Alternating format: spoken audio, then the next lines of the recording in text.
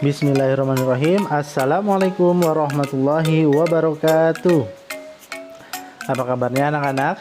Semoga kalian semua masih dalam keadaan sehat dan tetap semangat walaupun masih belajar di rumah ya. Baik, kali ini kita masuk ke tema yang baru nih, tema 3 ya.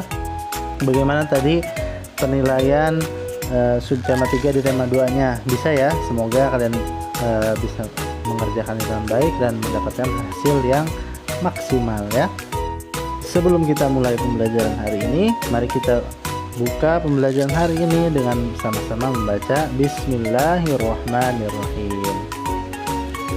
Nah, kali ini kita masuk ke tema yang ketiga, yaitu makanan sehat ya. Nah, di tema ini kita akan masuk ke subtema yang pertama, yaitu bagaimana tubuh mengolah makanan ya. Nah, ini tanda tanya nih ya, bagaimana sih tubuh mengolah makanan. Nah, kita akan bahas selengkapnya di subtema 1 ini. Nah, di dalam tubuh kita itu terdapat organ pencernaan. Fungsinya apa? Fungsinya adalah untuk mengolah makanan. Dan makanan yang sehat dan bergizi, nah itu dapat menjaga kesehatan organ pencernaan kita. Nah, biasanya banyak ya, banyak pelayanan masyarakat atau iklan yang menampilkan atau menawarkan makanan-makanan yang sehat dan bergizi. Nah, ini salah satu contoh iklan layanan masyarakat ya. Di sini, nah, mari jagalah kesehatan pencernaanmu dengan mengonsumsi buah dan sayuran. Nah, ini contoh iklan layanan masyarakat ya. Nah, dari contoh tadi, nah dapat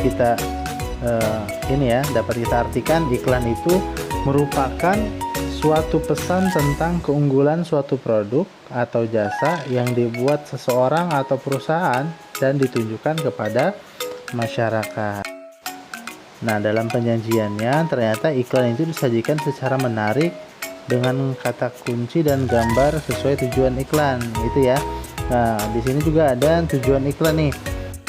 Nah, setelah diperhatikan, nah tujuan iklan di samping ini agar masyarakat mau mengkonsumsi buah dan sayuran demi kesehatan pencernaan ya.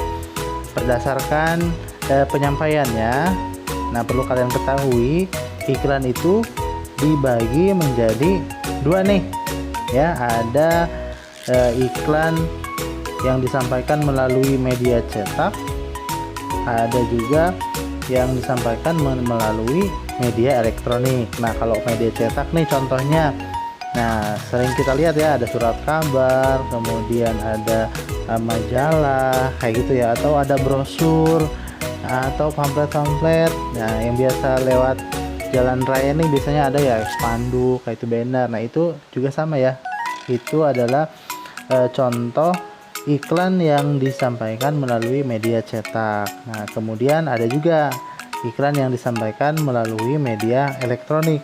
Nah, ini contohnya apa? Contohnya ada radio, kemudian ada televisi. Nah, kalau sekarang mungkin kebanyakan kita melihat iklan-iklan itu ketika akses internet ya. Nah, itu juga bisa termasuk ke dalam iklan yang disampaikan melalui media elektronik ya. Selain itu, selain dari penyampaiannya, nah iklan juga punya ciri-ciri khusus nih, apalagi dari segi bahasanya ya. Karena bahasa pada iklan itu dibuat secara menarik nih ya, dengan menampilkan kata kunci dan gambar yang sesuai dengan tujuan iklannya tadi ya. Nah, kalau berdasarkan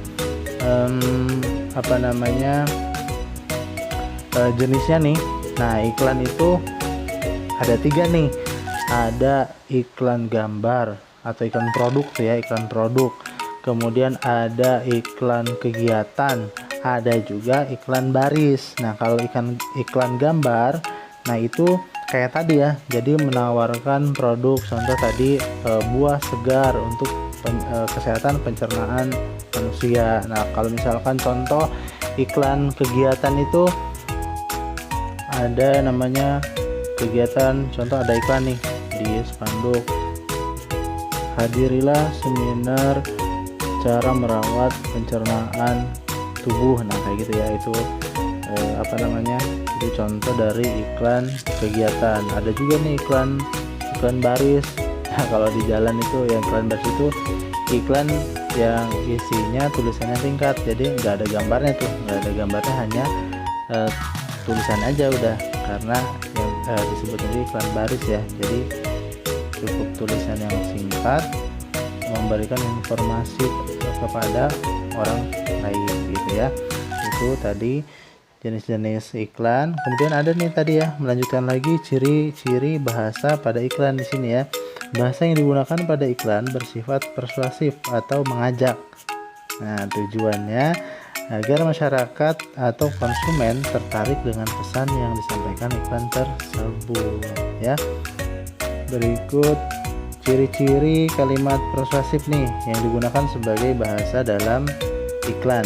Yang pertama bersifat mengajak, kemudian biasanya menggunakan kata-kata ajakan, ayo dan marilah gitu ya. Kemudian ditulis secara menarik, dapat diberi rima agar orang-orang yang membaca atau mendengar akan selalu mengingatnya. Itu tadi ciri-ciri bahasa pada iklan. Beberapa contoh tadi menjelaskan tentang cara atau itu ini ya tentang pencernaan dari manusia ya, cara menjaganya tadi mengkonsumsi makanan yang sehat dan bergizi. Nah berikut ini organ-organ pencernaan hewan dan fungsinya. Nah ternyata selain manusia, hewan pun memiliki organ pencernaan ya. Organ pencernaan pada hewan itu memang berbeda-beda nih. Ada yang memiliki organ tembolok, pedal, lambung atau usus ya. Kemudian organ-organ pencernaan tersebut nih mencerna makanan yang masuk ke dalam tubuh hewan dalam sebuah sistem pencernaan nih. Ya berikut ini contohnya nih, di sini ada sistem pencernaan dari serangga nih ya. Jadi ada beberapa sistem pencernaan yang terdapat pada hewan. Nah, di pertama ini pada serangga nih ya. Ini contohnya. Di sini bagian-bagiannya ada mulut, kemudian ada esofagus, kemudian tembolok tadi ya. Di situ ada empedal, lambung, usus, dan anus. Jadi makanan yang masuk dan dikunyah nih menggunakan mulut nih. Makanan yang sudah dikunyah tadi itu akan masuk ke tembolok ya, yaitu tempat penyimpanan sementara makanan. Nah, makanan yang disimpan tadi lalu masuk ke empedal atau lambung pengunyah nih ya. Itu empedal itu lambung pengunyah untuk dilumat dan dihancurkan. Nah, setelah hancur, makanan masuk ke lambung untuk dicerna oleh enzim, lalu masuk ke usus untuk diserap. Nah, sisa-sisa makanan tadi kemudian dibuang melalui anus. Itu proses pencernaan dari serangga. Kemudian yang kedua itu ada, nah ini dicontoh di sini ada ruminansi atau hewan memamah biak ya. Nah ini contohnya. Nah makanan itu dikunyah dengan gigi dan dicampurkan dengan air liur yang ada di mulutnya nih ya. Kemudian makanan yang sudah dikunyah tadi itu masuk ke dalam rumen atau perut besarnya nih melalui kerongkongan ya. Nah, makanan dicerna dengan bantuan bakteri lalu disimpan sementara di dalam rumen atau di perut besar tadi ya. Nah, saat beristirahat makanan kembali ke mulut untuk dikunyah lagi. Nah, makanan yang sudah dikunyah lagi itu akan masuk ke dalam retikulum atau perut jala ya untuk mengalami proses fermentasi atau penguraian lah ya, penguraian oleh bakteri dan proses penyaringan benda-benda asing juga nih di dalam di fase ini ya, di perut jala ini. Nah, makanan kemudian masuk ke dalam omasum nih, perut. Kalau ini bahasanya perut kita ya, omasum untuk dicerna dan dihaluskan dengan bantuan enzim pencernaan. Nah, setelah itu makanan yang masuk ke dalam abomasum tadi, makanan ini tadi masuk ke dalam abomasum ya, perut masam nih. larut masam untuk kembali dicerna dengan bantuan enzim pencernaan dan mematikan bakteri jahat yang ada di dalam makanan. Nah, sari-sari makanan kemudian diserap nih oleh usus halus. Sisa pencernaan kemudian dibuang melalui anus. Nah, itu contoh.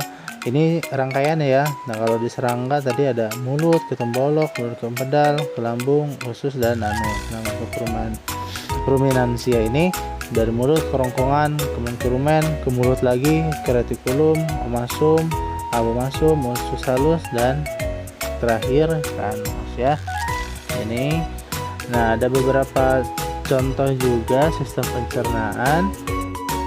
Ada ikan, kemudian katak dan reptilia, burung ya, dan juga mamalia ya, bisa dilihat kan. Ini ya, tentunya awalnya semuanya melalui mulut ya, dan berakhir di anus. Nah, ini silakan disimak sistem pencernaan hewan yang lainnya. Selanjutnya kita masuk ke organ pencernaan pada manusia dan fungsinya ya. Kita ketahui manusia memerlukan makanan ya untuk sumber energi. Nah, sumber energi ini digunakan untuk melakukan segala aktivitas kita ya. Nah, kemudian makanan ini diolah dalam tubuh kita menjadi zat-zat yang penting yang dibutuhkan oleh tubuh kita. Nah, perhatikan gambarnya. Nah, ini adalah bagian-bagian alat dari sistem pencernaan manusia ya. Ada mulut, ada kerongkongan, kemudian lambung, ada usus besar, ada usus halus, kemudian ada anus ya. Ini bagaimana sih sistem pencernaan pada manusia nih? Nah, ini ya. Jadi yang pertama itu ada mulut ya. Nah, makanan ini dihancurkan di dalam mulut menggunakan gigi dengan bantuan air liur ya. Kemudian setelah itu makanan yang telah dihaluskan, nah ini didorong melewati kerongkongan ya. Kerongkongan ada dua ya, ada tenggorokan dan kerongkongan. Nah, ini masuknya ke kerongkongan ya, kerongkongan, kemudian masuk ke dalam lambung ya. Nah, di dalam lambung ini makanan dicerna nih menjadi bentuk menjadi bentuk sederhana nih dengan bantuan enzim. Kemudian makanan yang telah halus tadi tuh kemudian masuk ke dalam usus halus untuk diserap sari-sarinya. Sisa penyerapan dari usus halus kemudian masuk ke dalam usus besar untuk diserap airnya dan dibuang zat sisanya. Nah, sisa inilah yang kemudian dibuang melalui anus. Nah, kurang lebih seperti itu proses atau sistem pencernaan pada manusia ya. Jadi bagian-bagiannya ini ada mulut, ada kerongkongan, kemudian lambung, ada usus halus, kemudian usus besar, dan juga anus ya. Bagaimana? Baik, kita lanjutkan ke pembahasan berikutnya, yaitu tangga nada mayor dan tangga nada minor ya. Nah, sebetulnya untuk pembahasan ini kita sudah mempelajarinya di pertemuan sebelumnya ya. Nah, ini kita coba review lagi, kira-kira masih ingat gak nih ciri-ciri lagu dari tangga mayor dan minor? Gimana ciri-cirinya ya? Nah, ciri-cirinya untuk lagu bertangga nada mayor itu dapat kita ketahui dari mana? Dari cara memainkan lagu tersebut. Nah, untuk lagu bertangga nada mayor ini dinyanyikannya pasti dengan bersemangat dan riang gembira ya. Nah, berbeda dengan tangga nada minor, itu kebalikannya. Biasanya memang dilagukan itu dengan atau dinyanyikan dengan cara yang temponya lambat kemudian sedih begitu ya. Perhatikan di layar di sini ada satu contoh lagu nih. Nah, ini ada juga nih ciri lain dari tangga nada mayor nih ya. Nah, tangga nada mayor ini biasanya nadanya itu diawali dan diakhiri dengan nada do. Nah, kalau misalkan yang tangga nada minor itu biasanya diawali dan diakhiri dengan nada la ya. Nah, ini dia contoh lagu yang bertangga nada mayor ya. Ada lagu Maju Tak Gentar. Kemudian untuk tangga nada minornya itu ada lagu Syukur ya. Itu termasuk ke dalam lagu yang bertangga nada minor. Syukur ciptaan dari H. Mutahar ya. Nah, itu tadi contoh-contoh dari lagu yang bertangga nada mayor dan bertangga nada minor ya. Untuk contoh lagunya, nah insya Allah nanti besok Ustaz tunjukkan ketika jadwal kita MT ya. Mudah-mudahan bisa terlaksana. Baik, sebagai latihan silahkan kalian kerjakan halaman 153 ya, yang nomor 3. Nah, di sini ada nama organ dan fungsinya ya. Hanya nomor 3 saja, A, B, C, D. Kemudian nomor 151. Nah, 151 juga sama, yang nomor satunya saja ya. Kalian tuliskan nama organ yang ditunjuk, kemudian fungsi organnya juga ya. Baik, cukup sekian dari Ustadz. Mari kita tutup pembelajaran ini dengan sama-sama membaca Alhamdulillahirabbil alamin. Kurang dan lebihnya Ustadz mohon maaf. Wabillahi taufiq wal hidayah. Wassalamualaikum warahmatullahi wabarakatuh.